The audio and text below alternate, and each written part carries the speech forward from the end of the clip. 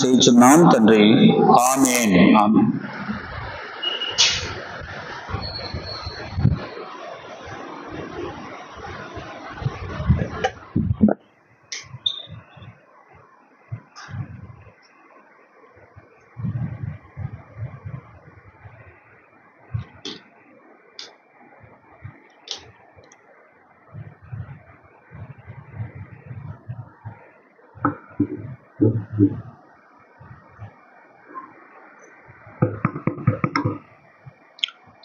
దేవునికి స్తోత్రములు. ఈ రాత్రి నిర్గమాకాండం 23వ అధ్యాయంలో నుండి 18, 19 వచనాలు చదువుకుందాం. 17 వచనాల వరకు మనం ధ్యానం చేశాం. ఈ రాత్రి 18, 19 వచనాలలో ఆ 2 వచనాలలో 4 విషయాలు వ్రాయబడ్డాయి. మోషే ద్వారా దేవుడు 4 ఆజ్ఞలు వారికి ఆజ్ఞాపించినట్లుగా మనం చదువుతున్నాం. వాటిని రాత్రి మనం ధ్యానం చేద్దాం. నా బలుల రక్తమును పులిసిన ద్రవ్యముతో అర్పింపకూడదు. నా పండుగలో అర్పించిన క్రొవ్వు ఉదయం వరకు నిలువ ఉండకూడదు. నీ భూమి ప్రథమ ఫలములలో మొదటి వాటిని దేవుడైన యెహోవా మందిరమునకు తేవలెను. మేకపిల్లను దాని తల్లి పాలతో ఉడకపెట్టకూడదు. 18, 19 వచనాలలో 4 ఆజ్ఞలు. వాటిని మనం ఆజ్ఞలు అనవలసిందే. ఎందుకంటే ఈ 4 విషయాలు ఇశ్రాయేలీయులు తప్పకుండా కూడా వారు అనుసరించాలి. కనుక దేవుడు వారికి ఆ 4 విషయాలను ఆజ్ఞాపించాడు. వాటిని రాత్రి మనం ధ్యానం చేద్దాం. నేను కూడా దేవుని ఆత్మ సహాయం కొరకై చిన్న ప్రార్థన చేస్తాను. మహాగణుడు అయిన మా దేవ, పూర్ణ హృదయంతో మరి ఒకసారి నీకు మా కృతజ్ఞతలు సమర్పించుకుంటున్నాం. నీ కృపచేత ఈ రాత్రి మీ సన్నిధికి మమ్మలను తోడుకొని వచ్చారు. ఆత్మ సంబంధమైన కీర్తనలు పాడి మీ నామమును ఘనపరిచాం. ప్రభువా, తిరుగా నీ వాక్యమును మేము చదువుకున్నాం. ఇశ్రాయేలీయులకు మీరు ఆజ్ఞాపించినటువంటి కట్టడలు, వారికి ఇచ్చిన విధులు, న్యాయ విధులు, వాటన్నిటిని మేము వరుసగా చదువుకుంటూ ధ్యానం చేస్తున్నాం. ఈ రాత్రి ఈ 2 వచనాలలో 4 ఆజ్ఞలను ఇశ్రాయేలీయులకు మీరు ఇచ్చారని మేము చదువుతున్నాం. ఈ వీటిలో మేము నేర్చుకోవలసిన, మేము ఎలాగూ నడుచుకోవాలో ఆ విషయాలను నీ వాక్యపు వెలుగులో మేము ధ్యానం చేయడానికి మీరే సహాయం చేయండి. నీవు చెప్పినట్టుగా మేము చేయాలి. కుడికైనా ఎడమకైనా మేము తిరగకూడదు. నీవు ఆజ్ఞాపించిన ఆజ్ఞలు అన్నింటినీ గైకొనేటువంటి వారంగా మేము ఉండాలి ప్రభువా. అప్పుడే నీవు మమ్మల్ని బట్టి సంతోషిస్తావని నీ వాక్యంలో చదువుతున్నా. ఈ రాత్రి ఈ 4 విషయాల ద్వారా చేరివచ్చిన మాకందరికీ ఆత్మ సంబంధమైన క్షేమాభివృద్ధిని, లోపాలు ఉంటే దిద్దుబాటును మీరే మాకు కలుగు చేయమని ప్రభువైన యేసుక్రీస్తు నామమున పూర్ణ హృదయముతో కృతజ్ఞతలు సమర్పించి వినయముతో వేడుకొనుచున్నాము తండ్రి. ఆమేన్. ప్రభువునందు ప్రియులారా, నిర్గమాకాండం 21వ అధ్యాయములో నుండి మనం ఇశ్రాయేలీయులకు దేవుడు ఇచ్చినటువంటి న్యాయ విధులను గురించి చదువుతూ ధ్యానం చేస్తూ ఉన్నాం. ఎవరికైనా అన్యాయం చేస్తే ఎలాంటి తీర్పు తీర్చాలి అనేటువంటి సంగతులను 21వ అధ్యాయములో నుండి దేవుడు ఇశ్రాయేలీయులకు తెలియచేస్తూ ఉన్నాడు. అలాగే ఇప్పుడు 23వ అధ్యాయంలో కూడా వారు పండగలను ఎలా ఆచరించాలి. వారికి ఇవ్వబడినటువంటి పండగలలో ప్రాముఖ్యంగా 3 పండగలు వారు సంవత్సరానికి ఆ 3 పండగల సమయాలలో పురుషులందరూ కూడా వారు యెరూషలేముకి చేరి రావాలి. అంటే ఇక్కడ అప్పటికి వారికి యెరూషలేము లేదు, దేవుని సన్నిధికి రావాలని ఇక్కడ చెప్పాడు. కనుక ఇశ్రాయేలీయులు తప్పకుండా వారు ఏమేమి చెయ్యాలి అనే సంగతులను, వారికి కట్టడలను, వారికి విధులను దేవుడు ఆజ్ఞాపించినట్లుగా మనం చదువుతున్నాం. ఈ రాత్రి మరొక 4 విషయాలు 18, 19 వచనాలలో మనం చదువుతున్నాం. మొదటి విషయం, నా బలుల రక్తమును పులిసిన ద్రవ్యముతో అర్పింపకూడదు అని చెప్పాడు. నా బలుల రక్తమును, ఇశ్రాయేలీయులు దేవునికి బలులు అర్పిస్తారు, యెహోవా దేవునికి బలులు అర్పిస్తారు. ఆ బలులు అర్పించేటప్పుడు ఆ రక్తంతో పాటుగా ఇశ్రాయేలీయులు పులిసినటువంటి ద్రవ్యమును ఆ రక్తంతో కలిసి దేవుడికి అర్పించకూడదు. అది దేవుడు ఇశ్రాయేలీయులకు ఇచ్చినటువంటి ఖచ్చితమైనటువంటి ఆజ్ఞ అన్నమాట. ఇక తప్పకుండా వారు పాటించాలి దాన్ని. మనం ఈ పులిసిన వాటి విషయమై 12వ అధ్యాయం నుండి చూస్తూ వస్తూ ఉన్నాం. 12వ అధ్యాయంలో కూడా మొట్టమొదటిగా మనం ఆ పస్కా, ఆ పశువుని వారు వధించిన తర్వాత వారు 7 దినాలు పులిగిన రొట్టెలనే వారు తినాలి. పొంగిన రొట్టెలు కాకుండా పొంగని రొట్టెలను తినాలి. దేవుడు వారికి ఆజ్ఞాపించాడు. 12వ అధ్యాయం 15వ వచనంలో పులిసినది వారు తినకూడదు అని చెప్పాడు. 12వ అధ్యాయం 15వ వచనములో తినే విషయం ఏం తినకూడదు వాళ్ళు ఇశ్రాయేలీయులు? పులిసిన దానిని వారు తినకూడదు. ఒక్కసారి 12వ అధ్యాయం 15వ వచనం చదువుదాం. పులిసిన వాటి గురించి దేవుడు వారికి చెప్పినటువంటి సంగతులను మనం మరొకసారి జ్ఞాపకం చేసుకుందాం. 12వ అధ్యాయం 15వ వచనం, 7 దినములు పులియని రొట్టెలను తినవలను. మొదటి దినమున మీ ఇండ్లలో నుండి పొంగినది పారవేయవలెను. మొదటి దినము మొదలుకొని 7వ దినము వరకు పులిసిన దానిని తిను ప్రతి మనుషుడు ఇశ్రాయేలీలలో నుండి కొట్టివేయబడును అని చదువుతున్నా. కనుక పులిసినది వారు తినకూడదు. దేవుడు పులిసిన వాటి విషయమై ఎంత ఖచ్చితంగా ఇశ్రాయేలీయులకు ఆజ్ఞాపించాడో చూడండి. ఒకవేళ తింటే వారిని ఇశ్రాయేలీయులలో నుండి కొట్టివేస్తాను అని దేవుడు కూడా చాలా కఠినంగా చెప్పాడు ఈ మాట. ఏదన్నా పెద్ద ఘోరమైన పాపం చేస్తే ఇశ్రాయేలీయులలో నుండి కొట్టివేయటం అది మనం కూడా అది న్యాయంగా అనిపిస్తుంది. తిన్నా కూడా చూసారా, తిన్నా కూడా దేవుడు ఒప్పుకోవటం లేదు తినే విషయంలో కూడా. అలాగైతే ఇశ్రాయేలీయులు ఎంత ఖచ్చితంగా, ఎంత పవిత్రంగా, ఎంత పరిశుద్ధంగా వారు ఆ దేవుని యొక్క ఆజ్ఞలను గైకొనాలో ఈ మాటలు చదువుతుంటే మనకు అర్థమవుతుంది. పులిసిన దానిని తినువాడు కొట్టివేయబడతాడు అని మనం చదువుతున్నాం. 13వ అధ్యాయం 7వ వచనం, 13వ అధ్యాయం 7వ వచనం, పులియని వాటినే 7 దినములు తినవలెను. పులిసినది ఏది నీ యొద్ద కనపడకూడదు అన్నాడు. అసలు కంటికి కూడా కనపడకూడదు అంటే దాని అర్థం మన ఇంటిలో కూడా అది ఉండకూడదని. ఇశ్రాయేలీయుల యొక్క ఇండ్లలో అది ఉండకూడదు, కంటికి కనపడకూడదు. పులిసిన వాటి విషయమై దేవుడు వారికి ఇచ్చిన ఆజ్ఞలు చూడండి. పులిసిన దానిని తినకూడదు ఒకటి, పులిసినది అసలు కంటికి కనపడకూడదు అని చెప్పాడు. ఇప్పుడు మనం 23వ అధ్యాయం 18వ వచనంలో చదువుతున్నాం. నా బలుల రక్తముతోటి పులిసిన ద్రవ్యమును అర్పింపకూడదు. 3 మాటలు చూస్తున్నాం. 1 తినకూడదు, 2 కనపడకూడదు, 3 అర్పింపకూడదు. ఏంటి? పులిసినది. పులిసినది తినకూడదు, పులిసినది కనపడకూడదు, పులిసినది దేవునికి అర్పింపకూడదు. అలాగూ చేస్తే ఇశ్రాయేలీయులలో నుండి నేను కొట్టివేస్తానని దేవుడు వారికి ఆజ్ఞాపించాడు. ఇందులో మనం నేర్చుకునే పాఠం ఏంటి? ఇశ్రాయేలీయులైతే అక్షరార్థంగా వారి యొక్క ఎండ్లలో పులిసినది ఏదీ లేకుండా జాగ్రత్త పడాలి.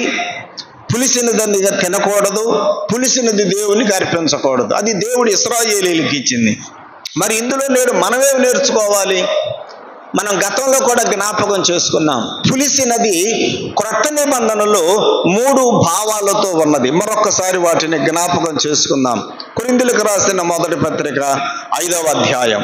గతంలో మనం వాటిని జ్ఞాపకం చేసుకున్నాం.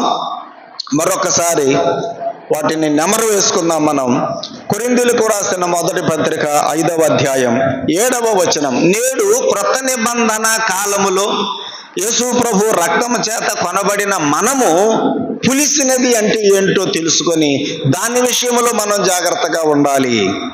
5వ అధ్యాయం 7వ వచనం.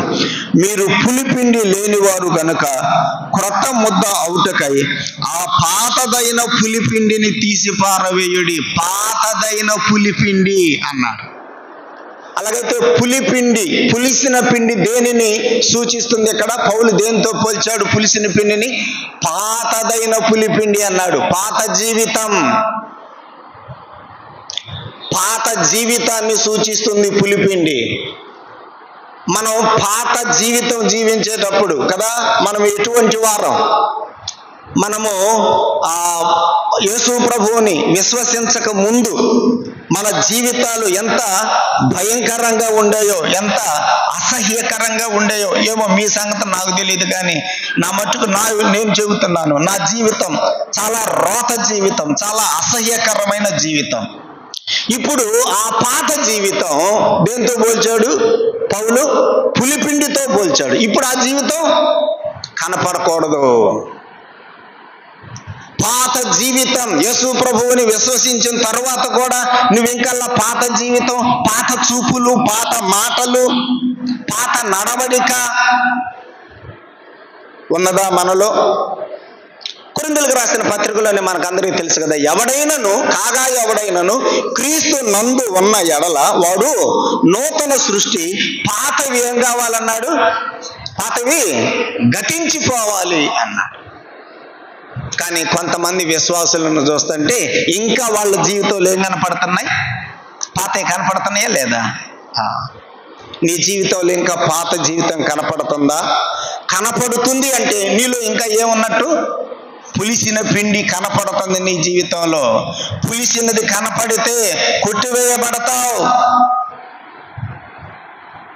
సోదరుడా, సోదరి, మన జీవితంలో పులిసిన పిండి కనపడకూడదు, పాత జీవితం కనపడకూడదు. 8వ వచనం చూడండి. గనుక పాతదైన పులిపిండితోనైనను దుర్మార్గత దుష్టత్వము అను పులిపిండితోనైనను కాకుండా. పులిపిండిని దేంతో పోల్చాడు? దుర్మార్గత, దుష్టత్వం. సహోదరుడా, సహోదరి, ఈ రాత్రి ఒకసారి మన సంగతి ఆలోచన చేద్దామా? ఇంకా మన జీవితంలో ఈ పులిపిండి మన జీవితంలో కనపడుతుందా? దేవుడు ఇశ్రాయేలీయులకు 3 మాటలు ఖండితంగా ఆజ్ఞాపించాడు. తినకూడదు, కనబడకూడదు, అర్పింపకూడదు. తినకూడదు, కనపడకూడదు, అర్పింపకూడదు.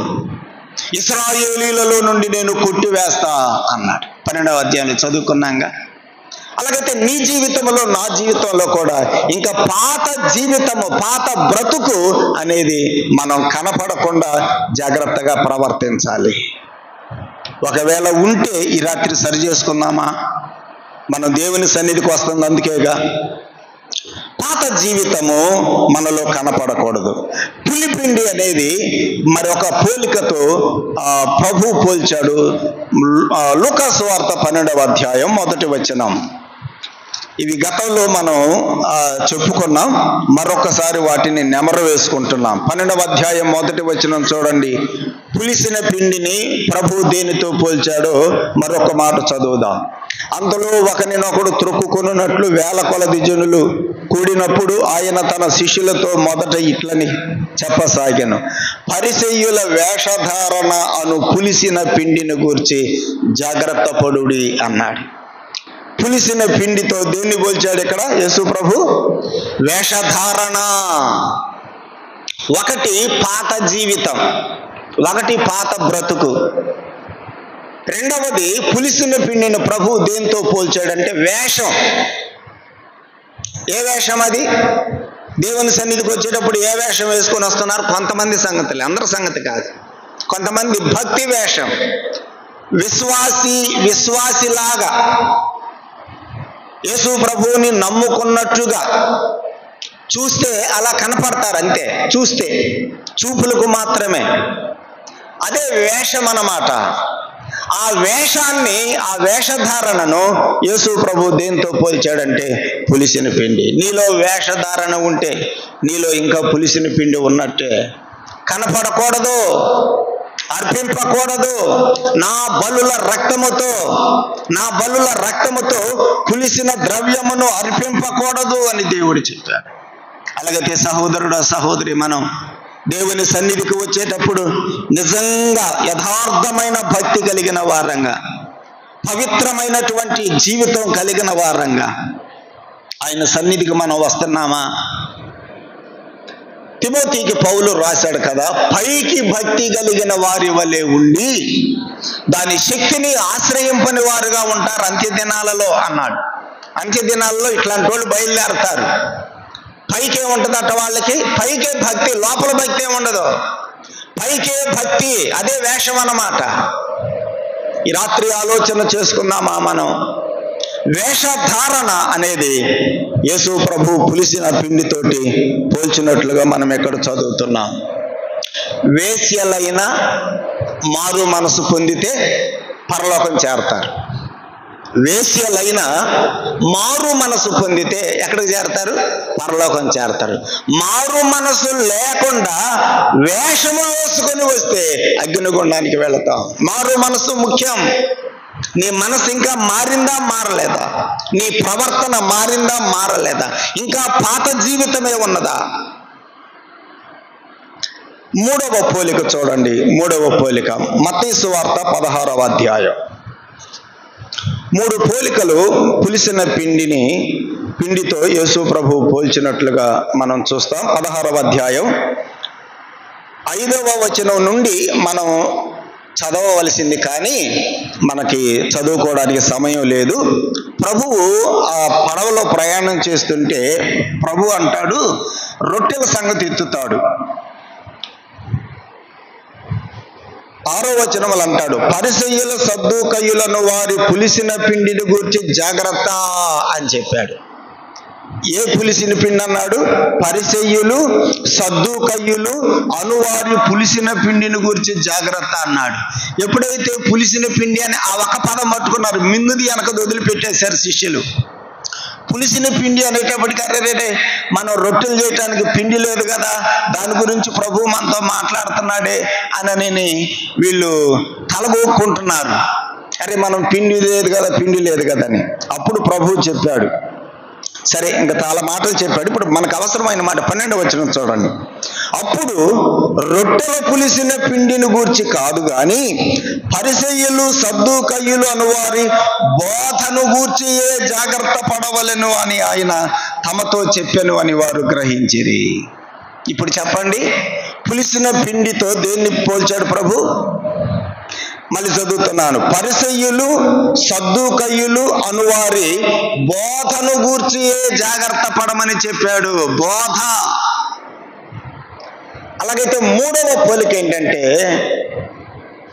పరిసయ్యులు, సద్దూకయ్యులు చేసేటువంటి బోధ అది దేవుని యొక్క వాక్యానుసారమైన బోధ కాదు. కనుక అటువంటి బోధని ఇక్కడ ప్రభు దేంతో పోల్చాడు? పులిసిన పిండితో పోల్చాడు. దుర్బోధలు చేస్తే అది పులిసిన పిండి. దుర్బోధలు చేస్తే అది పులిసిన పిండి. వాక్యములో లేనటువంటి సంగతులను, వాక్యమునకు భిన్నమైనటువంటి సంగతులను బోధించేటువంటి బోధలు లోకంలో చాలా ఉన్నాయి. ఇప్పుడు సెల్ ఫోన్ కనుక మనం ఆన్ చేస్తే యూట్యూబ్లో ఎన్ని ఛానల్స్ ఉంటాయో. ఏ ఛానల్స్? దేవుని యొక్క వాక్యం చెప్పే వాళ్ళ ఛానల్స్ చాలా ఉన్నాయి యూట్యూబ్లో. మనోళ్ళు కూడా చాలా మంది చూస్తున్నారు కూడా. ఒక సహోదరి చెప్పింది, మన సంఘంలో సహోదరి చెప్పింది, నేను ఉదయాన్నే లేచి బోధకుడి పేరు చెప్పనులే, నేను ఆయన వాక్యం వింటాను అన్నయ్య అనంది. ఉదయాన్నే లేచి ఆయన వాక్యం నువ్వు వినేది, నువ్వు బైబిల్ చదువుకోవా, ప్రార్థన చేసుకోవా? ఆయన వాక్యంతో నీకేం పని? ఆయన చెప్పే వాక్యం అసలు నువ్వు ఆ వాక్యానుసారం ఉందో లేదో నువ్వు గమనించావు ఎప్పుడన్నా నువ్వు అసలు? వినండి, నేను వద్దంటలేదు కానీ, వాళ్ళని నేను విమర్శించటం లేదు కానీ, వాళ్ళు చెప్పినటువంటి సంగతులు వాక్యానికి అనుకూలంగా ఉన్నాయో లేవో ఆ మాత్రం గ్రహించలేనటువంటి స్థితిలో నువ్వు ఉంటే వినబాకు. నా మాట మీకు అర్థమైందా? చాలా మంది వాక్యం గొర్రెలులాగా వెంటనే తప్ప వాళ్ళు చెప్పేటువంటి ఆ బోధ వాక్యములో ఉన్నదా లేదా అని పరిశీలించగలిగేటువంటి విచక్షణ జ్ఞానం కూడా ఈనాడు విశ్వాసులకు లేకుండా పోతుంది. బెరయ విశ్వాసుల సంగతి మనకందరూ తెలుసు కదా.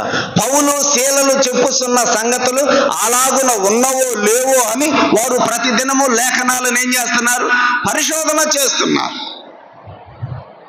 వాక్యం విను, నేనేం వినొద్దంటలేదు కానీ వాళ్ళు చెప్పేటువంటి ఆ బోధ వాక్యానుసారమైనదేనా? వాక్యానుసారము కాని బోధలను ప్రభు దేంతో పోల్చాడు? పరిసయ్యులు సద్దూకయ్యులు అనువారి పులిసిన పిండిని గురించి జాగ్రత్త అని 6వ వచనంలో చెప్పి 12వ వచనంలో చెప్పాడు వారి బోధను గురించి జాగ్రత్త అన్నాడు. అంటే పులిసిన పిండి దుర్బోధకి పోల్చాడు. తిమోతికి పౌలు రాసిన మొదటి పత్రిక 2వ పత్రిక మీరు చదువుకోండి, చదివే ఉంటారు. అందులో బోధలను గురించిన చాలా పదాలు మనం చూస్తాం. ఆరోగ్యకరమైన బోధ, హిత బోధ, అట్లాంటి పదాలు మనకు అక్కడ తిమోతి పత్రికల్లో తగులుతాయి. ఆరోగ్యకరమైన బోధ, హిత బోధ. ఏ సంఘం అయితేనేమి, అన్ని ఒకటి కాదా? అందరి చేతుల్లో బైబిల్ అదే కదా. అలా బ్రదర్ అన్న వాళ్ళైనా పరలోకం చేరేది, ఇక మిగిలిన డినామినేషన్ వాళ్ళు పరలోకం పోరా? వద్దొద్దు, అట్లాంటి వద్దు. పోరని నేనేమంటల్లా, పోతారు. కానీ యేసు ప్రభు రక్తంలో కడగబడిన ప్రతివాడు పరలోకం చేస్తాడు, వాడు ఏ డినామినేషన్ వాడైనా. కానీ బోధలలో తేడాలున్నాయి, బోధలలో తేడాలున్నాయి. కనుక సహోదరుడా సహోదరి, నీ దగ్గర పులిసినది కనపడకూడదు, మన దగ్గర దుర్బోధలు రాకూడదు, మన దగ్గర పాత జీవితం కనపడకూడదు, మన దగ్గర వేషధారణ కనపడకూడదు, మన దగ్గర దుర్బోధలు కనపడకూడదు. అలాగైతే నా బలుల రక్తమును పులిసిన ద్రవ్యముతో అర్పింపకూడదు. పులిసిన ద్రవ్యమును దేనితో అర్పించొద్దన్నాడు? బలుల రక్తముతో. బలులు అంటే దేనిని సూచిస్తుంది? క్రొత్త నిబంధనలో బలులు అనేది ఆరాధన. అలాగైతే ఆయనను ఆరాధిస్తున్నటువంటి మనం, ఆయన సన్నిధికి ఆరాధన చేయడానికి వస్తున్నటువంటి మనం ఇంకా పాత జీవితం కలిగి వేషధారణతోటి వచ్చి ఆయనను మనం ఆరాధిస్తూ ఉంటే దేవుడు అంగీకరించడు. అసలు ధర్మశాస్త్రం ప్రకారం అయితే ఇశ్రాయేలీలలోంచి నేను వాడిని ఏం చేస్తానన్నాడు? కొట్టివేస్తానన్నాడు. కాబట్టి మన జీవితాలను ఈ రాత్రి సరి చేసుకుందాం. పాత జీవితం మనలో కనపడకూడదు, ఇక భక్తి వేషం మనలో ఉండకూడదు. నిజమైనటువంటి యథార్థమైనటువంటి జీవితం మనం కలిగి జీవిద్దాం. ఆరోగ్యకరమైనటువంటి బోధ, అపోస్తుల బోధ, దానికి అపోస్తుల బోధ అనే పేరు. అపోస్తుల బోధను మాత్రమే మనము చేపట్టే వారంగా ఉండాలి. ఈ సందర్భంలో నాకు ఎందుకు 2 రెఫరెన్స్లు జ్ఞాపకానికి వస్తున్నాయి. తిమోతికి పౌలు రాసిన పత్రిక చూడండి, 2వ పత్రిక.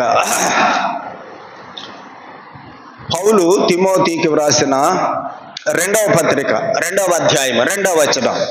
2వ పత్రిక 2వ అధ్యాయం 2వ వచనం. నీవు అనేక సాక్షుల ఎదుట నా వలన వినిన సంగతులను ఇతరులకు బోధించుటకు. ఆ మాట పట్టుకోండి.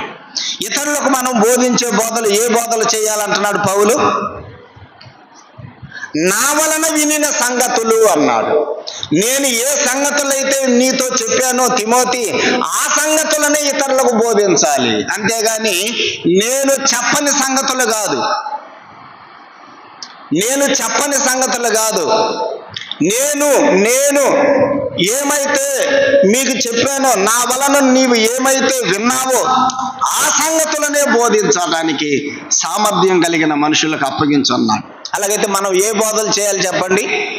పౌలు ఏ సంగతులు అయితే చెప్పాడో నా వలన వినిన సంగతులు అన్నాడు. అదే అపోస్తలుల బోధ అంటే. ఇంకొక రెఫరెన్స్, తెస్సలోనికైలకు పౌలు రాసిన పత్రిక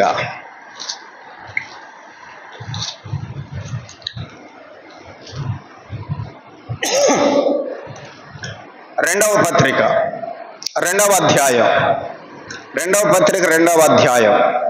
15వ వచనం కూడా చూడండి. 15వ వచనం, మన సంఘాలలో బోధించవలసిన బోధలు ఏ బోధలు చేయాలో మనం వాక్యంలో చదువుతున్నాం. 15 చూడండి. కాబట్టి సహోదరులారా, నిలకడగా ఉండి మా నోటి మాట వలనైనను మా పత్రిక వలనైనను మీకు బోధింపబడిన విధులను చేపట్టుడి. విన్నారా? మనం ఏ విధులు చేపట్టాలి? పౌలు రాశాడు, మా నోటి మాట వలనైనను మా పత్రిక వలనైనను మీకు బోధింపబడిన విధులను చేపట్టుడి. అలాగైతే మనము చేపట్టవలసింది ఏంటంటే, అపోస్తలులు ఏ సంగతులైతే బోధించారో ఆ సంగతులను మాత్రమే మనము ఆ పత్రికలలో, అపోస్తలుల కార్యముల గ్రంథములో, సువార్తలలో మనము చదువుకొని అపోస్తలులు ఏ సంగతులైతే చెప్పారో వాటిని మాత్రమే మనం చేయాలి తప్ప అపోస్తలులు బోధించని వాటిని మనము చేయడం అనేది అది దుర్బోధ. ఇంకొక రెఫరెన్స్, రోమాపత్రిక 16వ అధ్యాయం 17 కూడా చూడండి. దుర్బోధన గురించి నేను ఒక 3 రెఫరెన్స్ల వరకు మీకు అట్లా జ్ఞాపకం చేస్తున్నాను. మనము ఏ బోధలు చేపట్టాలో మీరు తెలుసుకోవాలని నేను ఆ 2 రెఫరెన్స్లు చూపించా. నా వలన వినిన సంగతులను, మా పత్రికల వలన మేము మీకు తెలియజేసిన విషయాలని మీరు చేపట్టండి అన్నాడు. అది దాని అర్థం. అపోస్తలుల బోధ అంటే అది. రోమాపత్రిక 16:17 కూడా ఒకసారి చూడండి. సహోదరులారా, మీరు నేర్చుకున్న బోధకు అన్నాడు. మనం ఏ బోధ నేర్చుకోవాలి? అపోస్తలుల బోధనే నేర్చుకోవాలి. మనము నేర్చుకున్న అపోస్తలుల బోధకు వ్యతిరేకముగా భేదములను, ఆటంకములను కలుగు చేయు వారిని కనిపెట్టండి. ఈ కనిపెట్టే జ్ఞానం నేడు మనకు ఉన్నట్లు. అది ఏ బోధ వాక్యానుసారమైనదో కాదో కనిపెట్టలేకపోతున్నాం. అబ్బా, జనం లక్షల మంది వస్తున్నారు, వేల మంది వస్తున్నారు అబ్బా అని చెప్పి నువ్వు కూడా పోయి వాక్యం వెంటనే పని. ఆయన చెప్పేది వాక్యానుసారమా కాదని చూడవా? పౌలు ఏమని వ్రాసాడో విన్నావా? మీరు నేర్చుకున్న బోధకు వ్యతిరేకమైనటువంటి భేదములను, ఆటంకములను కలుగు చేసే వారిని కనిపెట్టండి అని వ్రాశాడు. కాబట్టి బోధలన్నీ ఒకటి కాదు, గుర్తుపెట్టుకోండి. అన్ని బోధలు ఒకటి కాదు. ఎవరు ఏ బోధ చేసినా అది లేఖనాలలో ఉన్నదో లేదో మనం గమనించాలి. 4 విషయాలు 18-19 వచనాల్లో చెప్పాడు దేవుడు మోషే ద్వారా. 1, పులిసిన ద్రవ్యమును బలుల రక్తముతో అర్పించకూడదు. అంటే పులిసిన పిండి అంటే నేడు మనం 3 సంగతులకు పోల్చుకొని చూసాం. 1, పాత జీవితం. 2, వేషధారణ జీవితం. 3, దుర్బోధలు. ఇవి మన జీవితంలో, మన సంఘములో అవి కనపడకుండా మనము జాగ్రత్త పడాలి. 2వది చూడండి ఏం చెప్పాడు. నా పండుగలో అర్పించిన క్రొవ్వు ఉదయము వరకు నిల్వ ఉండకూడదు అని చెప్పాడు. నా పండుగలో అర్పించిన క్రొవ్వు ఉదయము వరకు దానిని మీరు నిల్వ ఉంచకూడదు. ఉదయం వరకు ఉంచకూడదు. మీరు ఏ రోజైతే ఆ క్రొవ్వు అర్పించారో ఆ రోజే దానిని మీరు తినేసేయాలి. అంతేగాని దాన్ని తెల్లవారి వరకు ఉంచుతానంటే నేను ఒప్పుకోను. ఉదయం వరకు నిల్వ ఉండకూడదు. నిర్గమకాండంలోనే మనం చూసాం. 16వ అధ్యాయం 19వ వచనంలో మన్నా గురించి కూడా ఏం చెప్పాడు? 16వ అధ్యాయం 19వ వచనంలో మన్నా గురించి కూడా, ఏ రోజు మన్నా ఆ రోజే మీరు సమకూర్చుకోవాలి. మీరు సమకూర్చుకున్న మన్నాను ఆ రోజే తినాలి. దానిని ఉదయం వరకు ఉంచుకోకూడదు అని చెప్పాడు. మన్నా గురించి కూడా ఏం చెప్పాడు? ఉదయం వరకు ఉంచకూడదు. ఇంకొక మాట కూడా చూడండి, 29వ అధ్యాయం 34వ వచనం, నిర్గమకాండంలోని 29వ అధ్యాయము 34వ వచనం. ప్రతిష్ఠితమైన మాంసములోనేమి ఆ రొట్టెలలోనేమి కొంచెమైనను ఉదయము వరకు మిగిలి ఉండిన ఎడల మిగిలినది అగ్ని చేత దహింపవలెను అన్నాడు. మాంసము సంగతి, రొట్టె సంగతి ఇక్కడ చెప్పాడు. ఇప్పుడు మనం చదువుకున్న 23వ అధ్యాయంలోనేమో క్రొవ్వు సంగతి చెప్పాడు, 16వ అధ్యాయంలోనేమో మన్నా సంగతి చెప్పాడు, 29వ అధ్యాయంలో మాంసము సంగతి, రొట్టెల సంగతి చెప్పాడు. అవి ప్రతిష్ఠితమైనటువంటి రొట్టెలు, ప్రతిష్ఠితమైనటువంటి మాంసము. దానిని కొంచెమైనను, ఆ మాట పట్టుకోండి, కొంచెము కూడా ఉదయం వరకు దానిని మీరు మిగిల్చకూడదు. చూడండి దేవుడు ఎంత వాళ్ళకి ఖండితంగా చెప్పాడు. ఆ మాటలు చదువుతుంటే కొంచెము కూడా దేవుడు ఒప్పుకోడు. అది ఒకవేళ మిగిలితే దాన్ని నువ్వు అగ్నితో కాల్చివేయాలి తప్ప తెల్లవారి వరకు ఉంచుకొని నేను తెల్లవారు తింటానంటే నేను ఒప్పుకోను అంటున్నాడు దేవుడు. ఇందులో మనమేమి నేర్చుకోవాలి? అది ఇశ్రాయేలీయులకు చెప్పినటువంటి ఆజ్ఞ. ఇందులో మనమేమి నేర్చుకోవాలి? దేవుడు ఇందులో కోరుకుంటుంది ఏంటంటే ఉదయము వరకు కూడా మిగుల్చుకోకూడదు అని దేవుడు చెబుతున్నాడంటే ఆ మరుసటి రోజు నువ్వు మళ్ళీ తినేది ఎట్లా ఉండాలి? తాజాగా ఉండాలి. అప్పటికప్పుడు వండుకొని ఫ్రెష్గా తినాలే కానీ రాత్రిది మళ్ళీ మనం తెల్లారి పెట్టుకొని తినకూడదు. దేవుడు కోరుకుంటుంది ఏంటంటే నా ప్రజలు తినే ఆహారము ఎలా ఉండాలి? తాజాగా ఉండాలి, ఫ్రెష్గా ఉండాలి, అప్పటికప్పుడు వండుకొని తినాలి. అంటే మనం ఇప్పుడు వంటలు కూడా అట్లా వండుకొని తినాలని కాదు దాని అర్థం. దీని అర్థం ఏంటంటే నేను ప్రభు సన్నిధికి వచ్చి ప్రభువుని ఆరాధించేటప్పుడు ఏ రోజు నీవు ఆరాధన చేస్తున్నావో ఆ ఆరాధన నీకు ప్రభువుకి ఎలా ఉండాలి? తాజాగా ఉండాలి, కొత్తగా ఉండాలి. అది అర్థమైందా? దీన్ని నేను కొంచెం మీకు అర్థం అయ్యేటట్టు చెప్తా. ఈరోజు స్తుతులు చెల్లించేటప్పుడు మీరు రికార్డు చేయండి. మళ్ళీ వచ్చే ఆదివారం స్తుతులు చెల్లించేటప్పుడు కూడా రికార్డ్ ఆన్ చేస్తే ఇవే మాటలు వస్తూ ఉంటాయి. మళ్ళీ ఈసారి ఆదివారం మళ్ళీ చేయండి, మళ్ళీ అవే మాటలు. మా పాపం కొరకు సిలువ వేయబడ్డావు, ముళ్ళ కిరీటం పెట్టించుకున్నావు, చేతుల్లో మేకులు, పాదాల్లో మేకు కదా, కొరడా దెబ్బలు, శాపగ్రస్తమైన. నేను కాదంటలేదు, కానీ ఎప్పటికి అదేనా క్రొత్తదనం? ఆది కాండం నుండి ప్రకటన గ్రంథం వరకు ప్రభువుని గురించి ఈ వారమంతా మనము కొంచెం ధ్యానం చేసుకొని ఆ తలంపులను తాజాగా ప్రభు సన్నిధిలో మనము ఆరాధించొద్దా? చాలా మంది ఇట్లా ఆరాధన చేయరు, మీరు గమనించండి. కావాలంటే మన ఆరాధన మనము ప్రభు సన్నిధికి వచ్చినప్పుడు తాజాగా ఉండాలి, క్రొత్తదిగా ఉండాలి. అది ప్రభు కోరుకుంటుంది. ఏదో మనోళ్ళు అంటారు కదా, పాడిందే పాడరా, పాడిందే పాడటం ఇంకదే.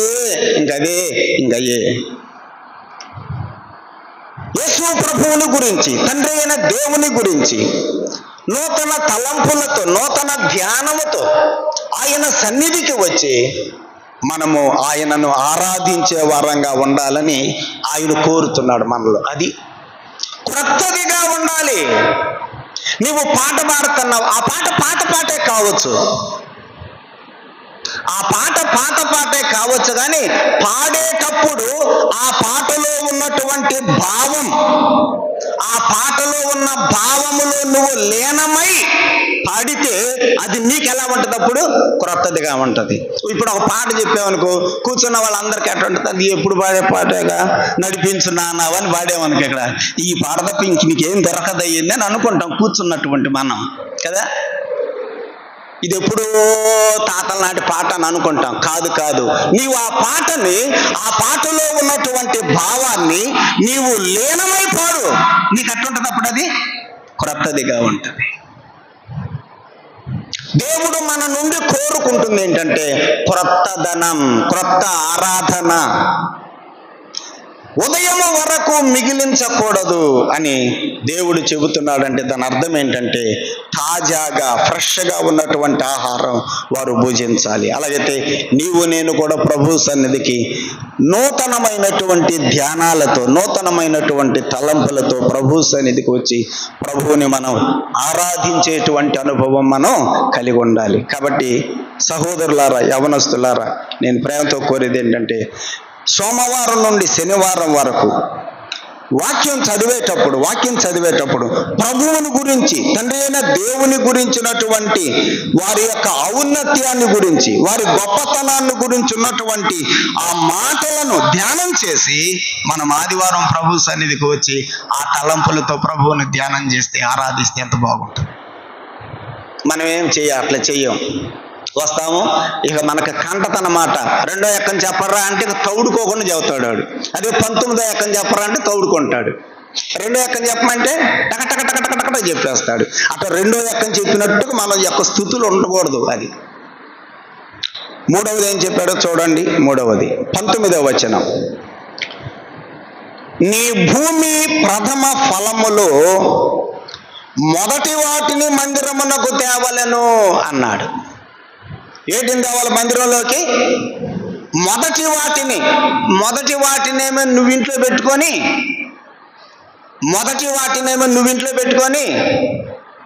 ఆ 2వ కాపు తీసుకొచ్చి నేను మందిరంలో ఇస్తానంటే దేవుడు ఒప్పుకోడు. దేవుడికి ఏం తెచ్చియాలి? మొదటి వాటిని దేవునికి అర్పించాలి. మనం ఆల్రెడీ చెప్పుకున్నాం కదా. 22వ అధ్యాయం 29వ వచనం కూడా చూడండి. సస్య ద్రవ్యములను దేవునికి అర్పించాలి. ఏ సస్య ద్రవ్యములను అర్పించాలన్నాడు? 29వ వచనంలో ఏ సస్య ద్రవ్యములను అర్పించమన్నాడు? మొదటి, ఆ మాట పట్టుకోండి. దేవుడికి మనము అర్పించేవి మొదటి వాటినే దేవుడికి అర్పించాలి. మొదటి వాటినే దేవునికి ఇవ్వాలి. అది ఇక్కడ దేవుడు కోరుతుంది. సస్య ద్రవ్యములలో మొదటి వాటిని దేవుడికి ఇవ్వాలి. ఆ భూమిలో పండ్లు పండాయనుకోండి, చెట్లకు ఫలాలు వచ్చినాయి. ఏ పండ్లు దేవుని మందిరంలోకి తేవాలని చెప్పాడు? మొదటి వాటిని దేవుని మందిరములోనికి తేవలను. ద్వితీయోపదేశకాండం ఇంకో మాట చూడండి. 18వ అధ్యాయం, ద్వితీయోపదేశకాండం 18వ అధ్యాయము 4వ వచనం చదువుకుందాం. 4వ వచనం, నీ ధాన్యములోను, నీ ద్రాక్షారసములోను, నీ నూనెలోను ప్రథమ ఫలములను, నీ గొర్రెల మొదటి బొచ్చును అతనికి ఇవ్వవలెను. అతడు అంటే ఇక్కడ యాజకుడికి ఇవ్వాలి. ఏమేమి ఇవ్వాలి? ధాన్యం ఇవ్వాలి, ద్రాక్షారసం ఇవ్వాలి, నూనె ఇవ్వాలి, ప్రథమ ఫలములు ఇవ్వాలి, గొర్రెల బొచ్చు కూడా ఇవ్వాలి. ఏదైనా సరే నువ్వు యాజకుడికి ఇచ్చేటప్పుడు ఏం తెచ్చి ఇవ్వాలన్నాడు? మొదటి బొచ్చును అతనికి ఇవ్వవలెను. మొదటిదే ఇవ్వాలి. గొర్రెలకు బొచ్చు వస్తుంది కదా, ఆ గొర్రెలకు బొచ్చు వచ్చినప్పుడు ఆ బొచ్చు కత్తిరిస్తారు. అబ్షాలోము కూడా గొర్రెల బొచ్చు కత్తిరించాడని మనం సమూయేలు గ్రంథంలో చదువుతాం. అట్లయితే గొర్రెలకు బొచ్చు కత్తిరించేటప్పుడు మొట్టమొదటి ఆ గొర్రెల బొచ్చును ఎవరికి ఇవ్వాలి? దేవుని మందిరములో యాజకుడికి ఇవ్వాలి. ఫలములు కాస్తే చెట్లకి మొదటి ఫలములను మందిరములోనికి తేవాలి. సస్య ద్రవ్యములలో మొదటి వాటిని దేవుని మందిరములోనికి తేవాలి. అలాగైతే సహోదరుడా, సహోదరి, దేవునికి ఇవ్వవలసినవి మొదటి వాటినే ఇవ్వాలి అని దేవుడు చెప్పాడు. పిల్లలు పుడితే ఏ కుమారుణ్ణి ప్రతిష్ఠించాలని చెప్పాడు? ఏ కుమారుణ్ణి ప్రతిష్ఠించాలి? జ్యేష్ఠ కుమారుడు అని చెప్పలా? జ్యేష్ఠ కుమారుడిని నాకు ప్రతిష్ఠించాలని చెప్పాడు. జ్యేష్ఠ కుమారుడు అంటే మొదట పుట్టిన కొడుకుని. మొదటి సస్య ద్రవ్యములు, మొదటి గొర్రెబొచ్చు, మొదటి ఫలములు, మొదటి కుమారుడు, పశువులలో కూడా మొదటి వాటిని, తొలి సంతతిని నాకు ప్రతిష్ఠించండి అని దేవుడు చెప్పాడు. ఎందుకని? మొదటి వాటిని దేవుడికి ఎందుకు ఇవ్వాలన్నాడు? రూబేనుతో చెప్పాడు కదా, ఆదికాండం 49వ అధ్యాయంలో, రూబేను, నీవు నా యొక్క మొదటి కుమారుడివి. తొలి కుమారుడు ఎవరు? రూబేనే కదా. నీవు నా తొలి కుమారుడివి, నువ్వు నా తొలి సంతానానివి అంటూ ఒక మాట అన్నాడు. నీవు నా బలము యొక్క శక్తి యొక్క ప్రథమ ఫలము నువ్వే అన్నాడు. ఆదికాండం 49వ అధ్యాయం 3వ వచనం చదువుదాం. ఆదికాండం 49వ అధ్యాయము 3వ వచనం. రూబేను, నీవు నా పెద్ద కుమారుడవు, నా శక్తి నా బలము యొక్క ప్రథమ ఫలమును, ఔన్నత్యాతిశయమును, బలాతిశయమును నీవే అన్నాడు. అలాగైతే మొదటి కుమారుడు అయినటువంటి రూబేను యాకోబు యొక్క శక్తి అట, యాకోబు యొక్క బలమట. యాకోబు యొక్క శక్తి, యాకోబు యొక్క బలమంతా కూడా ఎవరిలో కనపడుతుంది? తొలి కుమారుడిలో కనపడుతుంది. అలాగైతే మొదటివి దేవునికి ఇస్తున్నామంటే వాటిలో ఏముంది? శక్తి, బలం శ్రేష్టమైనవి. దేవునికి మనము మొదటి వాటినే ఇవ్వాలి.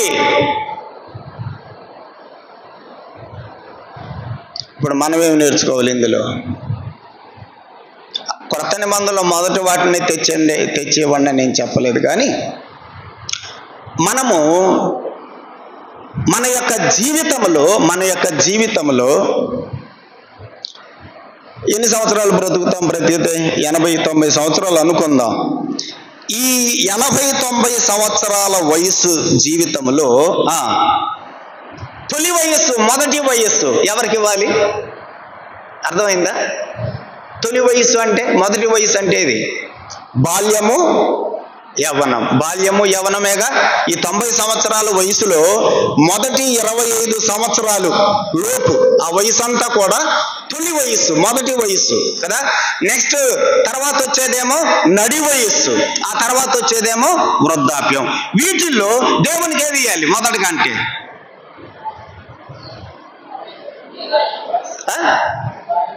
అంతే.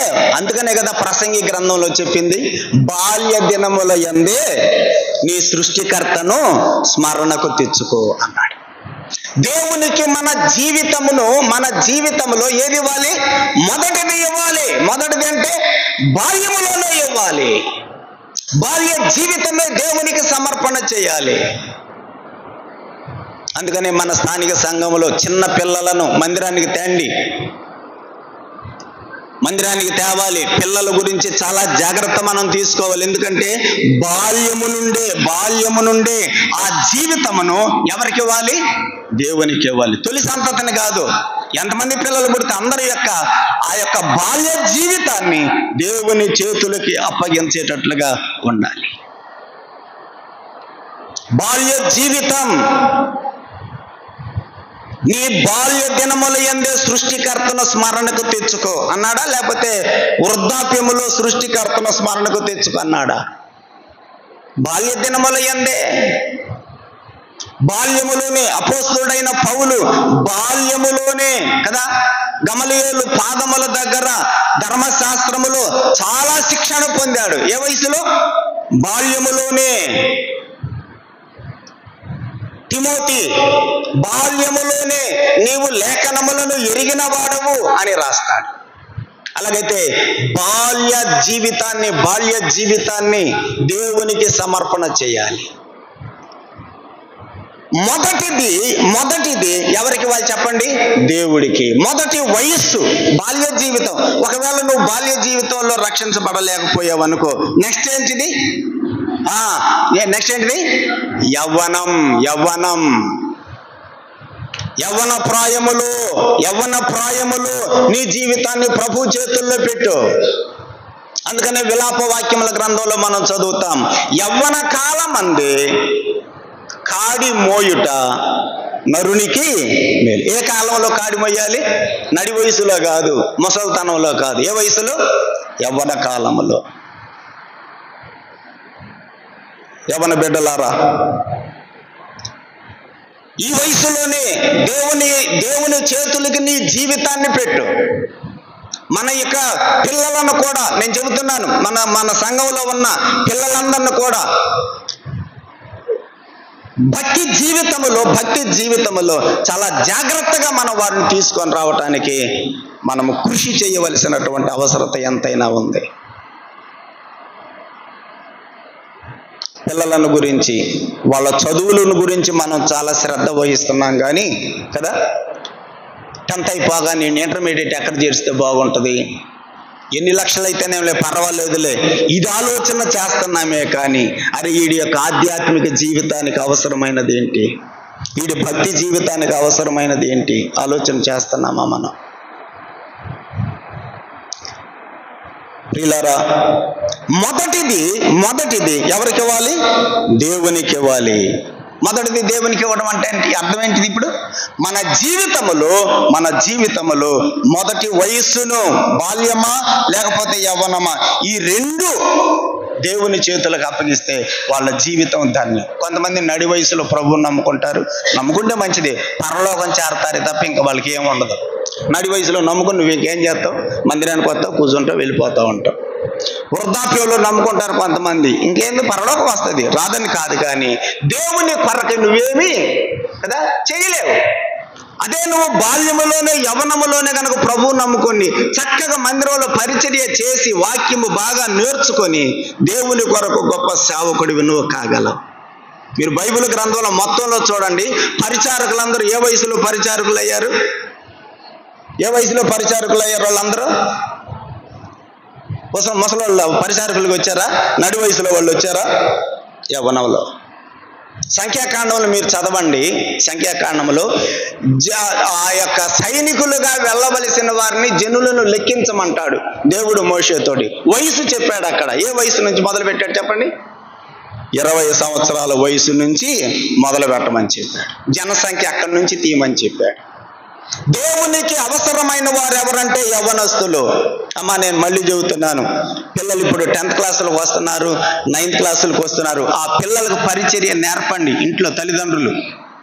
వాళ్ళు ఇప్పటి నుంచే మనం తర్ఫీదు చేయాలి, చదివించాలి. నేను చదివించొద్దని చెప్పటం లేదు, కానీ కేవలం వాళ్ళని చదువు గురించే మనం శ్రద్ధ తీసుకోకుండా భక్తి జీవితము మీద కూడా వాళ్ళ మనసు పెట్టడానికి మనం ప్రయత్నం చేయాలి. ఎందుకంటే వాళ్ళు యవ్వనంలోకి వచ్చిన తర్వాత ఇక మాట నమ్ముకోరు. అప్పుడు మనం ఏడుస్తాం, నా పిల్లలు రక్షించబడలేదని బాధపడతాం. అదే మనం చిన్న వయసులోనే వాళ్ళని కనుక మనం జాగ్రత్తగా భక్తిలో పెంచుకుంటూ వస్తే ఎంత బాగుంటుంది. నా 3 మనవాళ్ళ సంఘం గురించి నేను చాలా భారంగా ప్రార్థన చేస్తున్నా. ఎందుకంటే ఇప్పుడున్నటువంటి జనరేషన్ చాలా స్పీడ్గా ఉంది. వాళ్ళకి టిఫిన్ పెట్టాలంటే సెల్ ఫోన్లు ఇవ్వాలి, లేకపోతే టిఫిన్ చేయరు. వాళ్ళని ఒక మాట చెప్పి మైమర్చాలంటే సెల్ ఫోన్ ఇవ్వాల్సి వస్తుంది, లేకపోతే వాళ్ళు ఈ మాట వినరు. ఇక ఈ వయసులో నా సెల్ ఫోన్కి వాళ్ళు అలవాటు పడిపోతే ఇంకా రేపు పెద్ద అయిన తర్వాత ఎట్లా తయారవుతారు? అందుకని నా మట్టుకు నేను బాగా ప్రార్థన చేస్తున్నా. బాల్యం నుంచే ప్రభు ఆ బిడ్డలు నీ మార్గంలోనికి రావాలి. నీ మాట మేము చెప్పేటప్పుడు వాళ్ళు విధేయత చూపాలి. కొంతమంది మొండితనంగా ఉంటారు. కాబట్టి బాల్య వయసు, యవ్వన వయసును దేవుని చేతులకు అప్పగించాలని నేను ప్రేమతో మనవి చేస్తున్నాను. మొదటిది ఎవరికి ఇవ్వాలి? మొదటిది దేవునికి ఇవ్వాలి. ఇంకొక తలంపు, మొదటిది దేవునికి ఇవ్వాలి అంటే దినము అనేది ఎక్కడి నుంచి ప్రారంభమవుతుంది? ఏ టైం నుంచి ప్రారంభం అవుతుంది మనకి? వేకువజాము నుంచి ప్రారంభమైంది, అంతేనా? మనకు 4 గంటల నుంచి నిద్ర లేస్తాం. ఇక నువ్వు ఆ టైంకి లేసావంటే నీకు మొదటి సమయం ఏది? 4 గంటలు. ఒకవేళ నువ్వు 5 గంటలకు లేసావనుకో, సరే రాత్రులు కొంచెం ఏదో పనిపడి ఆలస్యంగా పడుకుని 5 గంటలు లేసావనుకో, నీ మొదటి సమయం ఏదైద్ది? 5 గంటలు నీ మొదటి సమయం. మొదటి సమయమును ఎవరికి ఇవ్వాలి? దేవుడికి ఇవ్వాలి. మొదటి సమయం దేవుడికి ఇవ్వాలి. దేవుడు ఆజ్ఞాపించిన మాట చూడండి, నీ భూమి ప్రథమ ఫలములలో మొదటి వాటిని దేవుని మందిరములో నీకు తేవాలి. అలాగైతే ఈనాడు నీవు నేను కూడా మన మొదటి జీవితాన్ని దేవునికి సమర్పణ చేయాలి. ఒకటి. రెండవది, ప్రతి దినము కూడా మొదటి సమయం, మొదట కొన్ని నిమిషాలు లేకపోతే ఒక గంటన్నర ఆ మొదటి సమయాన్ని మనము దైవ సన్నిధిలో గడపటం ఎంత ఆశీర్వాదకరం. 119వ కీర్తన చూడండి, ఒక మాట చదువుదాం.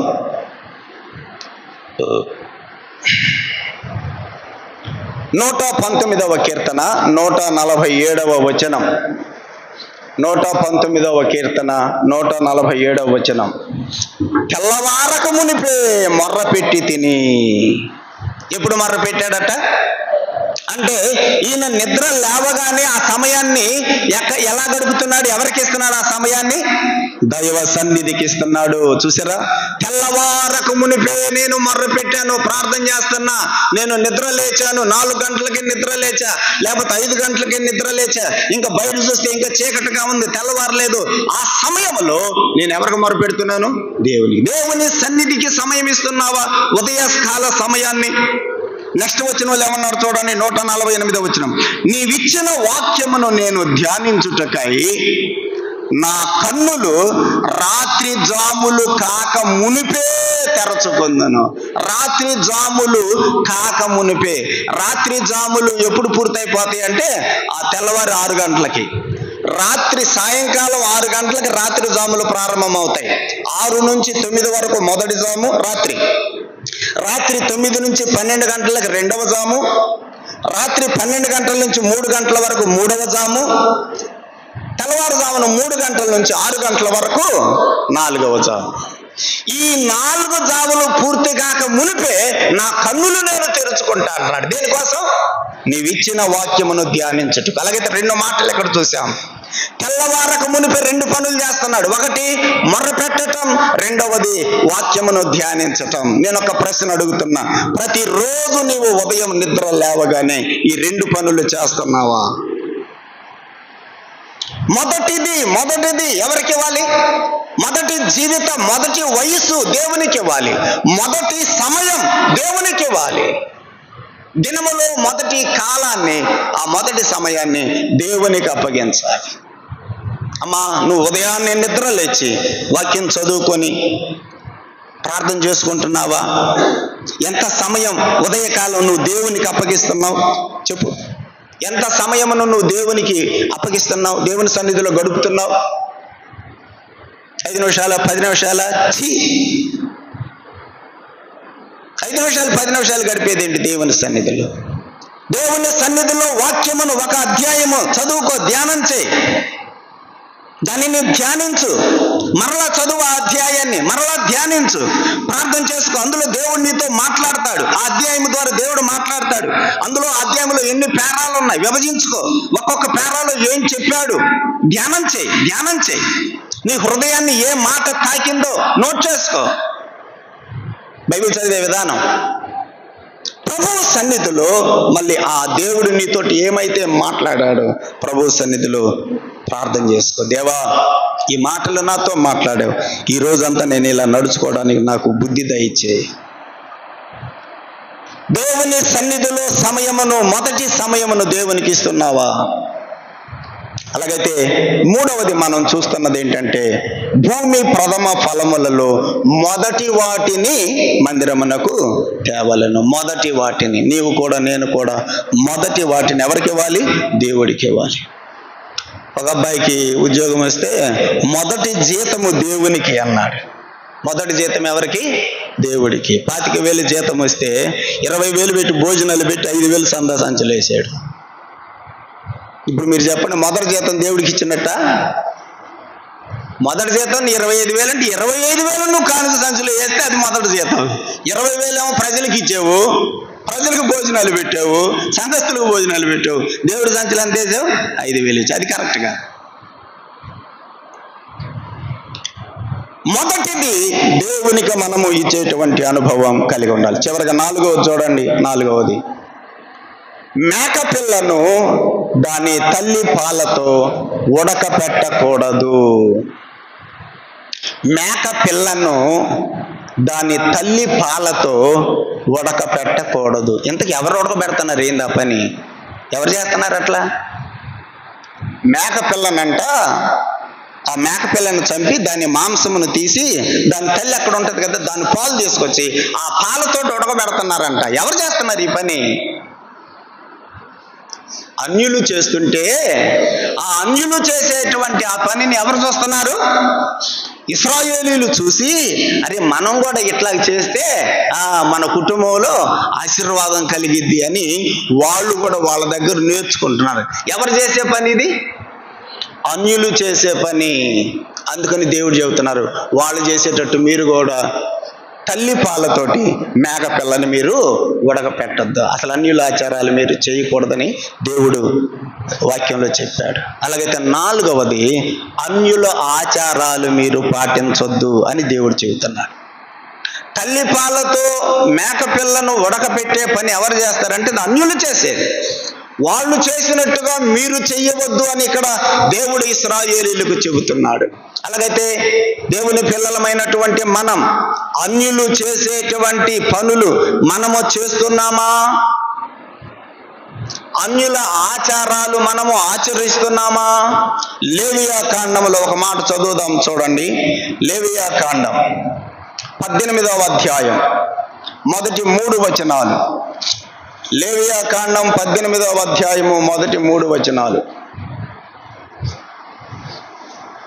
యెహోవా మోషేకి ఎలాగ సెలవిచ్చును, నేను మీ దేవుడునైన యెహోవానని నీవు ఇశ్రాయేలీయులతో చెప్పుము. మీరు నివసించిన ఐగుప్తు దేశ ఆచారముల చొప్పున మీరు చెయ్యకూడదు. ఇంతకుముందు మీరు ఏ దేశంలో ఉన్నారు? ఇంతకుముందు మీరు ఐగుప్తు దేశంలో ఉన్నారు. వాళ్ళు ఏమేమి ఆచారాలు ఆచరిస్తారో మీకు బాగా తెలుసు. ఆ ఆచారాలన్నీ మీ మనసులో పెట్టుకొని ఇక్కడికి వచ్చిన తర్వాత, కనానులోకి వచ్చిన తర్వాత వాళ్ళ ఆచారములు చొప్పున మీరు ఆచరిస్తారేమో, ఆచరించబాకండి అని చెబుతున్నాడు. తర్వాత ఏం చెప్పాడు? నేను మిమ్మల్ని రప్పించుచున్న కనాను దేశ ఆచారముల చొప్పున మీరు చేయకూడదు. ఇప్పుడు నేను మిమ్మల్ని ఎక్కడ తెస్తున్నాను? కనాను దేశానికి తెస్తున్నాను. వాళ్ళ ఆచారాలు కూడా మీరు చూస్తారు, అటువంటి ఆచారాలు మీరు ఆచరించొద్దు. ఇప్పుడు మనం జరిగింది అదే. తల్లి పాలతో మేక పిల్లను ఉడకబెట్టే పని అది అన్యులు చేస్తారు. అలాంటి పనులు మీరు చేయొద్దు. ఐగుప్తు దేశంలో మీరు కొన్ని ఆచారాలు నేర్చుకున్నారు, అవి మీరు చేయొద్దు. కనాను దేశానికి రాబోతున్నారు, వాళ్ళ దగ్గరకు వచ్చిన తర్వాత వాళ్ళ ఆచారాలు చూసి మళ్ళీ మీరు వాటిని ఆచరిస్తారేమో, ఆచరించొద్దు అని దేవుడు ఇక్కడ చెప్పడం మనం చూస్తున్నాం. ఐగుప్తు దేశ ఆచారముల చొప్పున మీరు చేయకూడదు. నేను మిమ్మల్ని రప్పించుచున్న కనాను దేశ ఆచారముల చొప్పున మీరు చేయకూడదు. వారి కట్టడలను బట్టి నడవకూడదు. మీరు నా విధులను గైకొనవలెను, నా కట్టడలను బట్టి నడుచుకొనవలెను అని చెప్పాడు. అది మనం చేయాల్సింది. దేవుడి కట్టడలను, దేవుని యొక్క ఆజ్ఞలను, దేవుడు విధించిన విధులనే మనం ఆచరించాలి తప్ప అన్యులు చేసేటువంటి, లోకంలో చాలా మంది అన్యులు రకరకాల ఆచారాలు ఆచరిస్తూ ఉంటారు. అవన్నీ మనం ఆచరించే వారంగా ఉండకూడదు. లేవియా కాండం 18వ అధ్యాయములోనే 30వ వచనం కూడా చూడండి. 30వ వచనం 18వ అధ్యాయము 30వ వచనం. కాబట్టి మీకంటే ముందుగా ఉన్నవారు అనుసరించిన ఆ హేయమైన ఆచారములలో దేనినైనను అనుసరించుట వలన అపవిత్రత కలుగు చేసుకొనకుండునట్లు, ఆ మాట పట్టుకోండి, మీకంటే ముందుగా ఉన్నవారు అనుసరించిన ఆ హేయమైన ఆచారములలో దేనినైనను అనుసరించుట వలన అపవిత్రత కలుగు చేసుకొనకుండునట్లు. అన్యుల ఆచారాలు ఆచరిస్తే ఏం కలుగు చేసుకుంటాం మనం? అపవిత్రత. ఆ ఆచారములను కనుక మీరు ఆచరించారంటే అపవిత్రత కలుగు చేసుకుంటారు అని దేవుడు ఇక్కడ చెప్పాడు. 20వ అధ్యాయం లేవియా కాండంలోనే 20వ అధ్యాయము 22వ వచనం. కాబట్టి మీరు నివసించున్నట్లు నేను ఏ దేశమునకు మిమ్మల్ని తీసుకొని పోవచ్చున్నానో ఆ దేశము మిమ్మలను కక్కివేయకుండునట్లుగా మీరు నా కట్టడలన్నిటినీ, నా విధులనన్నిటినీ అనుసరించి నడుచుకొనవలెను. నేను మీ ఎదుటి నుండి వెళ్ళగొట్టుచున్న జనముల ఆచారములను బట్టి నడుచుకొనకూడదు. నేను వెళ్ళగొట్టుచున్న జనముల ఆచారములను బట్టి మీరు నడుచుకొనకూడదు. వారి అట్టి క్రియలన్నీ చేసిరు గనుక నేను వారి యందు అసహ్యపడి తిని, నువ్వు కూడా చేసేవంటి నీ మీద కూడా నేను అసహ్యపడతా. అలాగైతే ఆయన పిల్లలమైనటువంటి మనం అన్యులు చేసేటువంటి ఆచారాలు మనము ఆచరించకూడదు. అన్యుల ఆచారాలు 3 విషయాలలో మనకు కనపడతాయి. 1 పెళ్ళిళ్ళలో కనపడతాయి కదా, 2 గృహప్రవేశాలలో కనపడతాయి, 3 చచ్చిపోయినప్పుడు కనపడతాయి కదా. ఈ 3 సందర్భాలలో ఎక్కువగా మనం అన్యులు ఆచరించే ఆచారాలు మన క్రైస్తవులు కూడా ఆచరిస్తున్నారు. ఈ 3 సందర్భాలలో కనపడుతున్నాయి. ముఖ్యంగా దేవుడు చెప్పాడు కదా, నేను ఈ ఆచారాలు కనానీయులు ఆచరిస్తుంటే నేను వాళ్ళ మీద అసహ్యపడి తిని అన్నాడు. అలాగే మరి మనం చేస్తే మన మీద కూడా దేవుడు అసహ్యపడా? కనుక ప్రియులారా, 4వ మాట దేవుడు చెప్పాడు, అన్యులు ఆచరించేటువంటి ఆ పని, మేకపిల్లను దాన్ని తల్లి పాలతో ఉడకబెట్టడం వాళ్ళు ఏదో మూఢనమ్మకంగా చేస్తున్నారు. అలా ఉడకబెడితే మనకు మేలు కలిగి దీంట్లో ఏదో ఆశీర్వాదం వస్తుంది అన్నట్టుగా వాళ్ళ ఉద్దేశం. అలాంటి పని మీరు చెయ్యొద్దు అని దేవుడు ఇక్కడ జ్ఞాపకం చేస్తున్నాడు. అందుకనే కదా రోమాపత్రిక 12వ అధ్యాయము, ఈ లోక మర్యాదను మీరు అనుసరించవద్దు అని రాసి. ఈ లోక మర్యాదను మీరు అనుసరించవద్దు. ఈ లోకస్తులు ఏంటేంటియో చేస్తూ ఉంటారు. అవన్నీ మనం చేసేదేంటి? ఎన్ని ఆజ్ఞాపించాడు ఇశ్రాయేలీయులకు దేవుడు? ఈ రాత్రి మనం 2 వచనాలు 18, 19 వచనాల్లో 2 విషయాలు చూసాం. 1, బలుల రక్తముతో పులిసిన ద్రవ్యమును అర్పించకూడదు. పులిసిన ద్రవ్యం అంటే 3 పోలికలు చెప్పుకున్నాం. పాత జీవితం, వేషధారణ జీవితం, దుర్బోధ. ఇవి మన జీవితాల్లో కనపడకూడదు, కొంచెం కూడా కనపడకూడదు అన్నాడు కదా. పులిపిండి కొంచెమైనా ముద్దంతటిని ఏం చేస్తుంది? పులిచేస్తుంది, కొంచెమైనా సరే. కాబట్టి మన జీవితంలో కొంచెం కూడా కనపడకుండా జాగ్రత్త పడదాం. 2వ ఆజ్ఞ ఏం చెప్పాడు?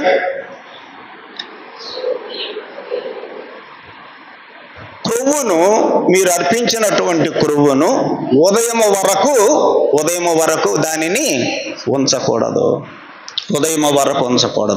మరలా తాజాగా మీరు తీసుకోవాల్సిందే. అలాగైతే మనం కూడా ప్రభువుని ఆరాధించేటువంటి ఆరాధన ప్రతి దినము కూడా ప్రభువుని నూతనమైనటువంటి విధానములో, అంటే నూతనమైన విధానం అంటే మళ్ళీ కొత్త పద్ధతులని కాదు, ఆ వాక్యము, ఆ వాక్యం, ఆ ధ్యానం ప్రభువుకి మరి అంగీకారంగా ఉండేటట్లుగా హృదయపూర్వకంగా మనం ధ్యానించే వారంగా ఉండాలి. 3వది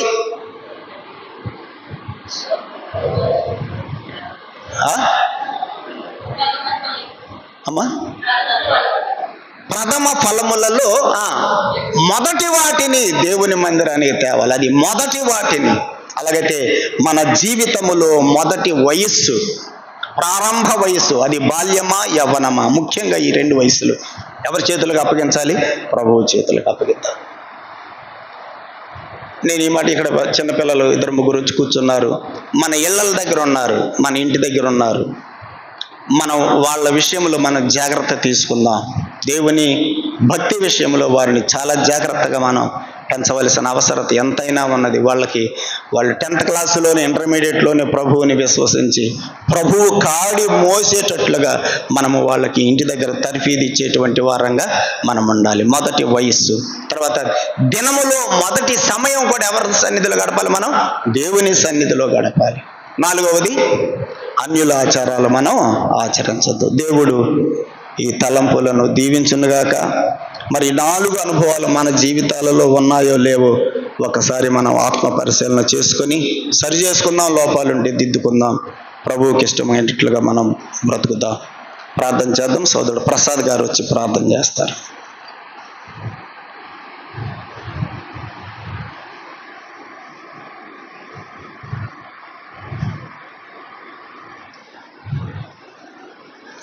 ప్రార్థన చేసుకుందామండి. కళ్ళు మూసుకున్నట్లయితే. పరిశుద్ధులైన మా తండ్రి, నీ పరిశుద్ధమైన, ఘనమైన, ఉన్నతమైన, శ్రేష్టమైనటువంటి నామానికి స్తుతులు స్తోత్రాలు చెల్లిస్తున్నాం తండ్రి. రాత్రికాల సమయంలో నాయన దైవ సేవకులు నిలవబెట్టుకుని ప్రభువా ఇశ్రాయేలు ప్రజలకు తండ్రి నీవు ఇచ్చినటువంటి 4 ఆజ్ఞలను ప్రభువా అవి మా జీవితంలో ఏ విధంగా అన్వయించుకోవాలో శ్రేష్టమైనటువంటి సంగతులను నాయన వెలుగులోనికి తీసుకొచ్చిన విధానం కొరకు వందనాలు తండ్రి. ప్రభువా అనునిత్యము తండ్రి నవనూతనమైనటువంటి ఎన్నో విషయాలు తండ్రి మా వెలుగులోనికి తీసుకొస్తా ఉంటున్నావు తండ్రి. ప్రభువా ఇశ్రాయేలు ప్రజల తండ్రి పులిసినది ఏది కూడా నాయన వారు అర్పింపకూడదని, నాయన పులిసినది అంటే ఏమిటని తండ్రి నాయన పాత జీవితం కానీ నాయన వేషధారణ కానీ నాయన దుర్బోధలు కానీ తండ్రి మా జీవితాల్లో తండ్రి నాయన పులిసినది ఏది కూడా ఉండకూడదని నీ దివ్య గ్రంథంలో నుండి శ్రేష్టమైనటువంటి అంశాలను తండ్రి మాకు వెలుగులోకి తీసుకొచ్చి ఆ విధంగా తండ్రి పులిసినది ఏదైనా ఉన్నట్లయితే నాయన పులిసిన పిండి ద్వారా తండ్రి ముద్దంతయు పాడవుతుంది అన్నట్టుగా తండ్రి మా జీవితంలో తండ్రి ఏ చిన్న పులిసిన పిండి మా జీవితంలో ఉన్న తండ్రి మా వ్యక్తిగత జీవితాలు సాక్షి జీవితాలు పాడైపోతాయి. కాబట్టి ప్రభువా ఎటువంటి దుర్బోధలకి నాయన యేసు స్వామి వేషధారణ జీవితం పైకి భక్తి గల వారి వలె ఉండి శక్తిని ఆశ్రయించలేని పరిస్థితిలో తండ్రి మేము ఉండకూడదని ప్రభువా పాత రోత జీవితాన్ని విడిచిపెట్టి నాయన యేసు స్వామి నాయన నిజమైనటువంటి నాయన మార్పు కలిగినటువంటి బిడ్డలుగా తండ్రి నీ కొరకు జీవించాలని నాయన పులిసిన పిండిని గురించి ఎన్నో విషయాలు మాకు తెలియజేసావు తండ్రి. ప్రభువును తండ్రి నాయన హృదయం వరకు తండ్రి ఉంచకూడదని, అంటే తండ్రి నిన్ను గూర్చినటువంటి నూతనమైనటువంటి తలంపులతో నూతనమైనటువంటి ఆలోచనలతో ప్రభువా నిన్ను గూర్చి ధ్యానం చేస్తూ నాయన నీ వాక్యాలను తండ్రి చదివి నాయన నిన్ను గూర్చి తండ్రి అన్వయించుకుంటూ తండ్రి మా హృదయాల్లో తండ్రి నవనూతనమైనటువంటి ఆరాధన, నవనూతనమైనటువంటి నాయన సంకల్పాలు, నవనూతనమైనటువంటి తలంపులతో నీ సన్నిధానంలో తండ్రి మేము ఆరాధన చేయాలని ప్రభువా ప్రత్యేకంగా మాట్లాడిన విధానం కొరకు వందనాలు తండ్రి. మూడోదిగా తండ్రి మొదటి వాటిని తండ్రి ప్రథమ ఫలములో మొదటి వాటిని తండ్రి నీకు అర్పించాలని ప్రభువా మా మొదటి జీవితాన్ని ప్రభువా మా మొదటి వయసు జీవితాన్ని తండ్రి నాయన బాల్య దినములందే యవన కాలమందే నీ కాడిని మోయాలని, బాల్య దినములందే సృష్టికర్తను స్మరణకు తెచ్చుకోవాలని ప్రభువా బిడ్డలను తండ్రి యవన ప్రాయంలోనే నీ సన్నిధానంలోనే పరిచర్య చేసేవారిగా ప్రభువా నీ కొరకు తండ్రి నాయన కాడి మోసేటువంటి బిడ్డలుగా తండ్రి మా బిడ్డలను ఉంచాలని తండ్రి వాక్యం ద్వారా హెచ్చరించిన విధానం కొరకు వందనాలు తండ్రి.